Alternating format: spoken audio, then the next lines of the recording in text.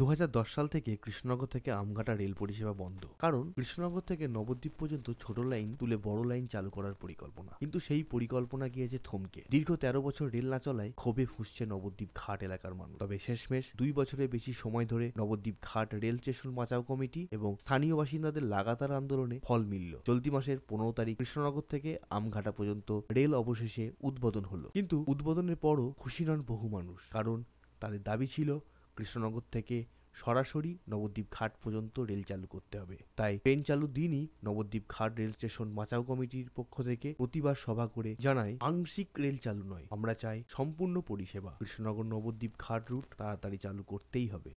নবদ্বীপ ঘাট পর্যন্ত দ্রুত রেল সম্প্রসারণের কাজ শুরু করতে হবে। নবদ্বীপ ঘাট পর্যন্ত দ্রুত রেল চাই।